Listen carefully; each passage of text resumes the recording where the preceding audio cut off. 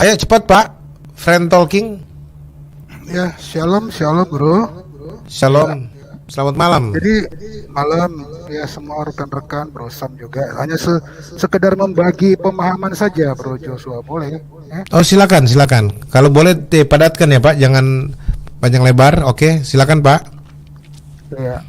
Saya itu dari kecil itu sudah membaca cerita kisah Alkitab dari Perjanjian Baru dan Perjanjian Lama, oke? Saya itu Oke, terdaftar di HKBP, ya. oke. Nah, tapi saya tidak ngerti apa namanya itu Trinitas Tritunggal. Karena pada Hmm, masa-masa itu sampai apa ya, sampai sekarang saya tuh hmm, nganggap Yesus itu adalah Tuhan pencipta semesta alam itu sendiri. Titik itu hmm, aja. Nah, tahun lalu saya ketemu Bro Sam. hmm. Dengar saya ada begini, ada begitu, saya bingung. Lah saya dari dulu sudah seperti ini gitu, tapi sekarang ini kenapa saya baru menemukan gitu ya? Mungkin karena kesibukan hidup ya. Nah, itu singkatnya. Ya Manis saya ini manis. dibilang-bilang kamu tuh oneness, kamu itu. Wah, saya bilang begini, Bro. Hmm, Saya bukan Trinitas. Karena saya tidak tahu hmm, doktrin lengkapnya gitu loh. Tetapi sekarang hmm. saya bisa bilang bahwa tiga pribadi, tiga tunggal gitu itu bukan terminologi Alkitab. Saya berani bilang, Iya, saya bukan oneness ini. Karena saya tidak tahu betul. doktrin lengkap oneness kan gitu, Bro Iya. Sam. Nah, tetapi saya berani mengatakan bahwa Yesus itu adalah Yahweh itu sendiri, Almighty God, Bapa itu sendiri gitu loh. Hmm, Terminologi itu tidak ada di Alkitab, tetapi saya bisa jelaskan. Kira-kira gitu, Bu. Jadi intinya begini, sama sister ini apa, Fatima, hmm. hanya ngasih ini. Ada dua spektakuler di dalam Alkitab. Disinilah kelemahan ribuan tahun saya rasa ya, yang menyebut dirinya bapak-bapak, mami-mami dan sebagainya. Itu dari awal Tuhan sudah berbicara loh dari kitab Kejadian 2. Kejatuhan Adam itu penyebabnya apa? Jawabnya sederhana, bahasa. Iblis mengedit terminologi dari Tuhan yang asli tentang warning kepada Adam. Iblis mengeditnya terminologi itu, singkatnya bahasa ya. Hmm, Lalu kejadian kedua yang spektakuler adalah masyarakat Menara Babel. hmm, Kemarin semalam-semalam masyarakat Menara Babel itu hanya memiliki satu buah terminologi untuk hmm, menceritakan tentang sesuatu, tentang benda, tentang perasaan. Tetapi kita baca sama-sama di Alkitab, Tuhan via bahasa dengan tujuannya, itu dia mengacaukannya sehingga besok pagi, kira-kira begitu ya, hmm, terminologi yang satu buah tadi itu berubah jadi banyak terminologi. Dalam bahasa hmm, sederhananya, bahasa mereka kacau. Intinya, kalau kita memang bisa apa rendah hati ya, nggak hmm, perlu kita sekolah teologi ya. Kita baca hmm. ayat itu, kita tarik substansi terdalamnya, kita tahu bahwa bahasa itu jangan dianggap remeh. Betul. Alkitab sudah mengandung terminologi asli dari Tuhan langsung. Amin. Alkitab juga sudah mengandung teologi, doktrin teologi asli dari Tuhan Hmm, langsung. Jadi kita manusia-manusia, siapapun itu, tante, opung, atau tulang, kata Bro Sam tadi itu nggak usah lah ciptakan hmm, terminologi baru yang tidak ada di Alkitab. Jangan ciptakan hmm, doktrin-doktrin teologi yang tidak ada terminologinya di Alkitab. Itu hmm. singkatnya begitu. Nah, satu lagi bro, Ya. bro tahu nggak kenapa ribuan tahun bisa terjadi? Tadi sudah saya buka tentang bahasa penyebabnya, Hmm, terminologi, bahasa apapun itu. Jawabnya adalah karena tidak jujur berbahasa, bro.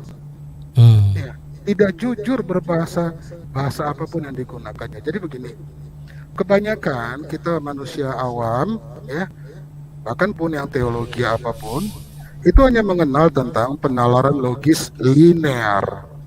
hmm, Persoalannya adalah banyak yang tidak pernah menemukan hampir seluruh isi Alkitab itu memuat ayat-ayat yang paradok.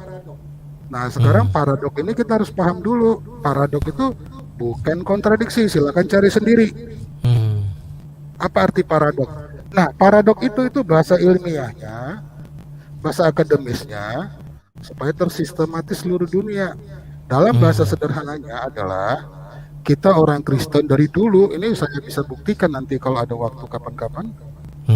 Kebanyakan orang Kristen tidak mengenal paradoks yang ada dalam Alkitab, yaitu adalah tentang dimensi roh. Alkitab itu mayoritas isinya itu adalah tentang pekerjaan roh, pernyataan roh, dan semua mujizat-mujizat oleh karena roh Allah itu sendiri. Nah, itulah yang saya maksud dengan paradoks. Contohnya begini, sehingga banyak rekan-rekan kita, bro, Yesus keluar dari Allah. Dia menggunakan penalaran logis linear, yaitu kita manusia ini, bro, sama ini Sister Fatima, ya gitu ya. Itu berusaha mempersonifikasikan Allah, Yahweh, pencipta semesta alam, menggunakan segala kemampuan berbahasa manusia yang nyata-nyatanya berada dalam dimensi time and space dimension, dimensi ruang dan waktu. Segala kemampuan yang dimiliki manusia dalam dimensi ini, dia berusaha melukiskan, mendeskripsikan apa itu pencipta semesta alam yang ternyata dimensinya berbeda, dimensi roh, yang tidak tunduk, tidak dipengaruhi atau tidak takluk kepada hukum-hukum dalam dimensi ruang dan waktu. Bahasa Alkitabnya sangat sederhana, bro. Allah itu adalah roh, titik.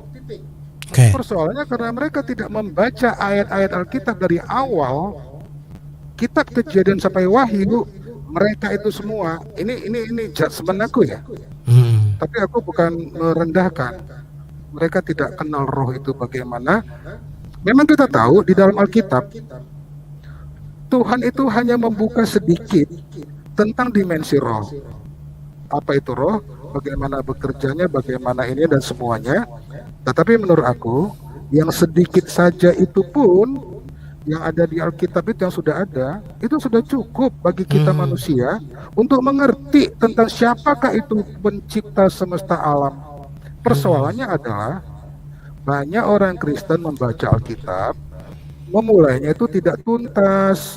Tadi kan saya sudah cerita, Tuhan memberkati saya mungkin sejak saya SMP, itu di rumah ada buku itu, cerita-cerita kisah Alkitab gitu ya, dengan bahasa untuk anak-anak, dan cerita-cerita tentang perjanjian baru gitu ya. Saya mendapat persepsi waktu membaca itu, oh Tuhan itu begini, Allah itu begini, roh itu begini. Jadi saya nggak memerlukan baca buku teologi yang lain. Sehingga ketika tahun lalu saya ikut gabung, saya terkejut setengah mati melihat banyak doktrin-doktrin yang ada. Betul. Lalu saya bertanya sama Tuhan, apa penyebabnya?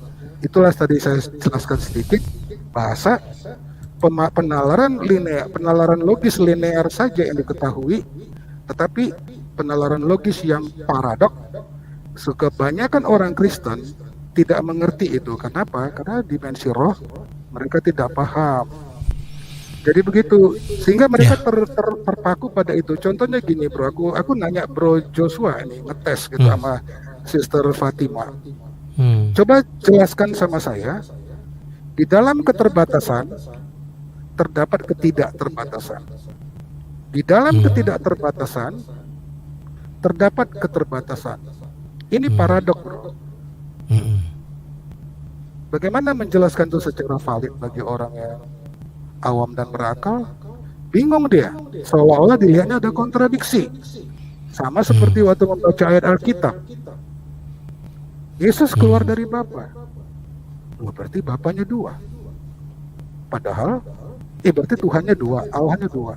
Padahal mengatakan, Sema Israel, kan gitu. Aku adalah Allah. Esa, kan gitu kira-kira. Karena mereka tidak mengerti apa paradok yang ada dalam ayat itu. Kenapa nggak mengerti paradok itu? Karena mereka tidak kenal dimensi roh. Omnipresent dan sebagainya. Singkatnya begitu, bro. Baik. Mudah-mudahan bisa dipahami gitu. Terima kasih, bro. Luar biasa. Amin, Bapak Kris. Terima kasih. Saya sejujurnya belum kenal beliau ini, Friends Talking 2022.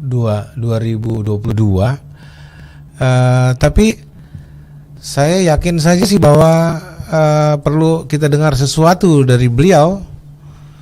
Dan saya orang yang siapa saja